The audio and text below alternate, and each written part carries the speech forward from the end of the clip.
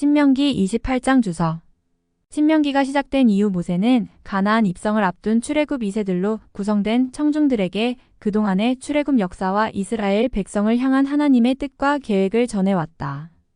이제 자신이 지금까지 그들에게 증거한 모든 말씀의 현실적인 의미를 두 가지 선택을 중심으로 선포한다.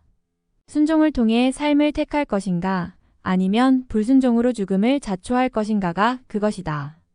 누구나 전자를 선택하는 것이 당연하다고 생각한다.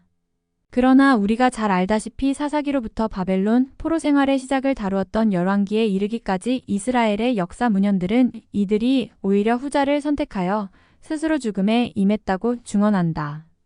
즉 신명기 28장은 이스라엘의 불행한 미래를 간접적으로 예언하고 있다. 28장 1절. 주의 깊게 지키면 하나님의 풍성한 축복을 받을 수 있는 전제 조건으로 순종이 제시되고 있다. 사실 인간 구원의 역사는 하나님의 절대적인 은총에 의한 무조건적이고 단독적인 역사이지만 한편으로 이 세상을 살아가는 주의 백성들은 자신들이 행한 모든 행위에 책임을 져야 하며 또한 하나님께서는 당신의 백성들의 순종과 불순종에 대해 반드시 보응하신다. 28장 2절 보. 기본 동사 바라크는 무릎을 꿇다란 뜻이다. 모든 복은 위로부터 임하기를 사모하는 마음으로 겸손히 하나님의 말씀 앞에 무릎을 꿇는 순종의 상태에서 비롯된다는 사실을 암시한다. 성경을 주의 깊게 고찰해보면 복에는 두 가지 차원의 복이 있음을 알 수 있는데 첫째는 물질적이고 현세적인 차원의 복이며 둘째는 영적이고 내세적인 차원의 복이다. 계시가 발전되어 있지 않은 구약시대에는 복의 개념이 주로 외형적이고 물질적인 측면으로 강조되었지만 하나님의 뜻이 완전 계시된 신약시대에는 내적이고 영적인 측면으로 강조되어 있음을 볼 수 있다. 참된 복은 인간이 추구함으로써 얻어지는 것이 아니고 하나님으로부터 인간에게 주어지는 것이다. 즉 복이란 단순히 하나님께서 인간들에게 베푸시는 어떤 유익의 단계를 넘어 바로 하나님 자신이 참된 복의 근원이여 복 그 자체란 뜻이다. 따라서 말씀에 대한 순종은 복을 받기 위한 수단이 아니라 하나님께서 우리의 복이 되어주신 데 대한 의무이다. 오늘날 개인의 장수, 부귀, 명예 등이 복의 전부인 양 착각하고 끊임없이 축복만을 비는 기복신앙은 마땅히 지양되어야 한다. 성도는 물질적이고 현세적인 축복은 하나님의 주권적인 뜻에 전적으로 맡기고 매일을 하나님과 올바른 관계를 맺는 참되고 복된 생활을 추구하는데 전력을 기울여야 할 것이다. 28장 3절 성읍에서도 들에서도 복을 받을 것이다. 성읍은 항상 많은 사람이 붐비며 각종 사건과 소문이 빠르게 입에서 입으로 전해지는 곳이다. 그런 곳에서 복을 받는다는 것은 뭇사람들이 알 수 있는 공개적이고도 큰 축복을 받는 것을 의미한다. 반면 들은 사람이 매우 드문 한적한 장소이다. 그런 곳에서 복을 받는다는 것은 다른 사람들은 알지 못할지라도 사적으로 하나님의 축복을 받는 것을 의미한다. 결국 여기서 성읍과 들은 인간이 직면할 수 있는 모든 환경과 장소를 뜻하는 것으로 하나님의 말씀에 순종하는 자는 어디에 있든 그리고 어디를 가든 하나님의 넘치는 은혜를 입게 되리라는 의미임을 알 수 있다.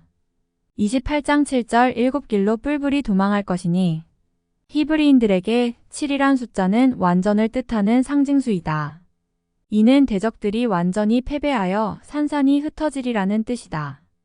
가나안 정복 전쟁 중 이스라엘과 아모리 연합군의 싸움이 그 예다. 28장 15절 하나님의 말씀을 지키지 않으면 선한 일에 감각 없는 자 되어 자신을 방탕에 방임하여 모든 더러운 것을 욕심으로 행하는 짓이다. 이와 관련하여 성경은 진리를 알면서도 그 진리대로 살지 않는 자, 하나님의 뜻을 알고도 행치 않는 자에게는 무서운 진노와 심판이 있음을 경고하고 있다. 28장 23절 하늘은 노시 되어서 땅은 메말라서 쇠가 될 것이다. 오랫동안 비 한 방울 내리지 않아 땅이 쇠덩이처럼 굳어버리는 현상을 수사학적으로 표현한 말이다. 팔레스틴은 우기와 건기가 명확히 구분되는데 우기에 적당한 비가 오지 않으면 흉년이 들기 쉽다.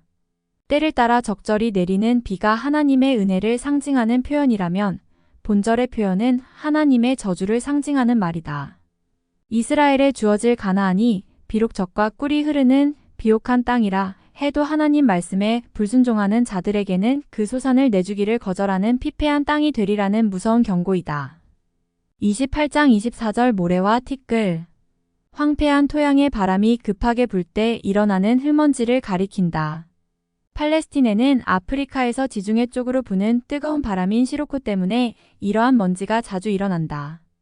이때 제대로 대처하지 못하면 안질이나 오한 등의 병에 걸리기 쉽다. 28장 30절 여자. 집. 포도원. 본절은 이스라엘 백성의 모든 소유가 하나도 남김없이 원수들에게 약탈당하리라는 경고이다. 특히 자신과 약혼할 처녀를 원수에게 빼앗기거나 자기 품의 아내를 다른 사람에게 빼앗긴다는 것은 가장 가슴 아프고도 치욕스러운 일이 아닐 수 없다. 그러나 이러한 형벌은 하나님의 신부인 이스라엘이 신랑인 남편을 저버린 데 대한 가장 합당한 처벌임에 분명하다. 28장 33절 사는 날 동안 압제를 받으며. 이 경고는 이스라엘이 애굽에서 겪었던 지긋지긋한 400년간의 종살이를 상기시켜주는 말이다. 이제 겨우 어렵게 벗어난 압제와 노예 생활을 다시금 받아야 한다는 것은 생각만 해도 소름 끼치는 저주가 아닐 수 없다. 28장 34절 눈으로 보는 일 때문에. 미치고 삶의 희망이라고는 도무지 없고 눈만 뜨면 오로지 고통과 압제, 학대가 연속될 때 인간에게 찾아드는 것은 극도의 절망과 공포로 인한 정신분열일 수밖에 없다. 28장 47절 모든 것이 넉넉한데도 너희의 하나님을 섬기지 않기 때문에. 하나님께서 애굽의 압제하에서 울부짖는 소리를 듣고 이스라엘을 건져 내어 적과 꿀이 흐르는 풍요로운 가나안 땅으로 인도해 드린 이유는 아브라함과 이삭, 야곱에게 세웠던 언약을 기억하셨기 때문이다. 그들을 거룩한 백성으로 삼아 언약의 땅에서 영광과 경배를 받으시기 위해서였다. 그런데도 이스라엘은 이러한 하나님의 뜻과 은혜를 저버림으로 말미암아 결국 대적들에게 비참하게 멸망당하고 마는 비극을 초래하고야 말았다. 28장 51절 곡식과 포도주와 기름. 가나안의 3대 소산물이자 생필품으로서 잠시라도 없어서는 안 되는 것들이다. 그런데 대적이 침입하여 이를 모두 거두어 간다면 당장의 생계가 치명적으로 위협당하는 심각한 사태가 아닐 수 없었다. 28장 57절 제 다리 사이에서 나온 어린 자식을 몰래 잡아 먹을 것이다. 배고픔이 그 극치에 이를 경우 평소 우아한 품위를 자랑하던 귀부인들조차도 모든 품위와 자제력을 헌신짝처럼 내팽개치고 심지어 자기 태의 자녀까지 식용으로 잡아먹을 것임을 예언하고 있다. 그러나 이와 같은 식인행위는 인간의 존엄성을 내팽개쳐버린 짓일 뿐 아니라 그 어떠한 이유로도 변명될 수 없는 불신앙적 행위이다. 즉 이는 하나님의 살아계심과 주권적 통치를 인정하지 아니하는 자만이 할 수 있는 멸망할 짐승 같은 짓이다. 28장 58절 이체. 신명기만을 가리킨다고 볼 필요는 없다. 모세는 십계명을 비롯하여 언약서, 성결법전, 제사법전 등도 기록하였었다. 따라서 이는 모세가 백성들에게 전해준 모세오경 전부를 의미하는 것으로 보아야 한다. 28장 61절 율법책에 기록지 아니한 모든 질병. 하나님께서 하시고자만 하신다면 인간이 지금까지 전혀 듣지도 보지도 못했던 질병으로 타락한 백성을 징계하실 수 있다는 말이다. 실로 인간이 하나님께로부터 멀어져 폐역무도한 죄악을 쌓으면 쌓을수록 온갖 극악한 종류의 질병은 더욱더 창궐하여 마침내는 인간을 멸망의 길로 내몰 것이다. 28장 67절 저녁이 되었으면 좋겠다. 극도의 고통과 괴로움으로 인해 오직 시간 흐르기만을 고대하는 처참한 생의 모습을 적나라하게 묘사한 말이다.